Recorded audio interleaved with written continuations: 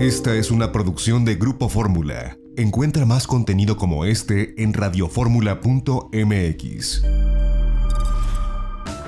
Esta semana iniciaron los llamados conversatorios que organiza Morena en la Cámara de Diputados para discutir el mecanismo de integración de la Suprema Corte de Justicia de la Nación. De viva voz, Francisco Burgoa, ese prestigiosísimo constitucionalista, abogado y académico de nuestra UNAM, como siempre, maestro. De verdad, ya hasta me da pena abusar tanto de la amistad y de verdad de la simpatía que siempre has mostrado hacia este proyecto y con la frecuencia pues con que te damos lata para conocer tus puntos de vista, pero efectivamente ha sido una actividad muy intensa en tu materia en las semanas recientes, los meses recientes, pero las semanas recientes sobre todo. Gracias multiplicadas, Francisco. Mi querido Ricardo, a mí me va a dar tristeza si con esa amistad no abusas para poder estar compartiendo mis comentarios en tu prestigiosísimo también programa. Muchas gracias. Francisco Burgoa, constitucionalista. Para empezar, ¿es necesario este nuevo mecanismo que impulsa Morena para la integración, para una nueva forma de integración de la Suprema Corte de Justicia de la Nación? De ninguna manera es necesario desde el punto de vista constitucional y jurídico, no es necesario, pero políticamente a Morena es el que considera que le va a redituar una narrativa en contra de los ministros de la Suprema Corte. ¿Y esto por qué? Pues número uno, si Morena quiere presentar una iniciativa para reformar la Constitución con el propósito de que los ministros, magistrados y jueces sean electos por el voto popular, simplemente presenta una iniciativa y ya, eso es todo, y que se discuta en la Cámara que sea la de origen, la de diputados o la de senadores, y de hecho ya hay al menos 3 iniciativas que ha presentado Morena y sus aliados, una por el presidente del Senado, otra por el diputado que se ha vuelto famoso solamente por su frase de obradorizar el Poder Judicial de la Federación, y ayer en la Comisión Permanente una diputada del PT ya presentó una iniciativa, es decir, ya hay iniciativas. Obviamente Morena y sus aliados no tienen los votos para ello. Entonces, el discurso que van a empezar a generar a partir de estos conversatorios que ya empezaron esta semana y se empezarán a llevar a cabo uno cada semana durante las siguientes 3 semanas, es decir, en un mes van a celebrar 4 conversatorios, que es una apariencia de parlamento abierto.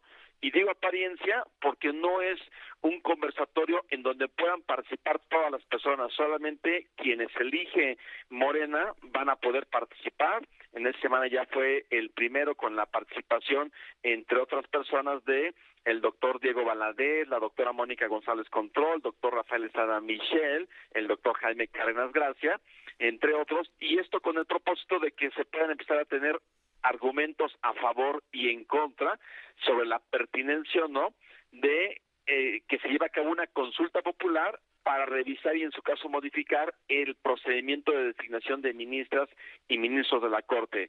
Pero este conversatorio, como antecedente de el inicio del mecanismo de la consulta popular, es innecesario porque además de pretender llevar a cabo la pregunta en la consulta popular sobre la designación de ministros por el voto popular, la Corte tendría que revisar esa materia, esa pregunta. Y en mi opinión, y creo que hay muchos constitucionalistas que coinciden, simplemente basta leer el artículo 35 de la Constitución para darnos cuenta que la materia que se pretende consultar no es constitucional. Por lo tanto, la Corte, al revisarla, tendría que declarar su inconstitucionalidad, porque estaría atentando contra derechos humanos, dado que estaríamos identificando un tema totalmente de una garantía judicial, que al final las garantías judiciales son garantías de derechos humanos, así como materia electoral, por querer pretender que los ministros sean electos por el voto popular. Entonces, la Corte estaría desechando esa pregunta y, por lo tanto, se continuaría con esos ataques al Poder Judicial de la Federación. Entonces, mi querido Ricardo, no es necesario esos conversatorios, esta consulta popular para llevar a ambas cámaras del Congreso una iniciativa que ya las hay, pero insisto, es una narrativa en el sentido de seguir descalificando a cada rato al Poder Judicial de la Federación, especialmente a ministras y ministros que han votado en contra de las políticas o de los actos legislativos que ha promovido Morena y sus aliados.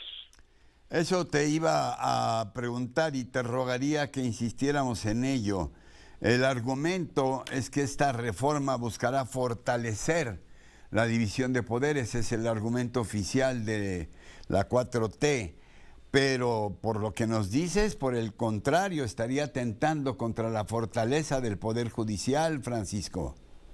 Así es, mi querido Ricardo, simplemente el punto es el siguiente: el Poder Judicial de la Federación es un poder perfecto e impecable. No lo es. No hay instituciones perfectas en nuestro país, son perfectibles, todas tienen áreas de oportunidad para mejorar y fortalecer.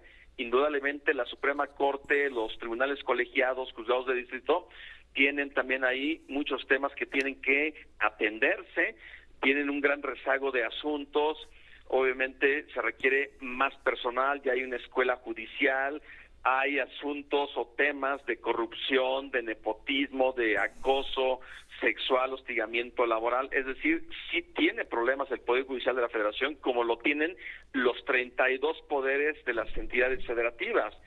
Pero el hecho de imaginar o pretender afirmar que por el solo hecho de elegir a los ministros, magistrados y jueces por el voto popular se van a solucionar los problemas, de ninguna manera. No hay ninguna razón para imaginarnos que solamente porque provengan del voto popular se van a resolver los problemas. ¿Esto cómo se va a resolver? Haciendo un estudio serio, un diagnóstico serio, en donde se identifiquen con toda puntualidad los problemas que existen para realmente llevar a cabo una reforma, una gran reforma al Poder Judicial de la Federación. Tan solo, por ejemplo, el principal medio para proteger nuestros derechos humanos es el juicio de amparo. Y el juicio de amparo es inalcanzable para muchísimas personas que no tienen dinero para pagar un abogado, porque es tan técnico que se requiere forzosamente un abogado y los abogados suelen cobrar caros por presentar un amparo. Entonces se quiere realmente acercar la justicia federal hacia todas las personas. Vamos a reformar, vamos a revisar realmente los problemas que tiene y no solamente decir que se van a solucionar a partir de la elección de ministros, magistrados y jueces por el voto popular. Maestro, como siempre, de verdad interesantísimo escucharte y muy esclarecedora tu participación con nosotros. Te mando un abrazo. Gracias, Francisco. Al contrario, mi querido Ricardo, un fuerte abrazo para ti y pues como siempre estaré atento a poder conversar contigo y con tu audiencia de Radio Fórmula. Excelente día. Gracias, igualmente para ti un abrazo. Esta fue una producción de Grupo Fórmula. Encuentra más contenido como este en radioformula.mx.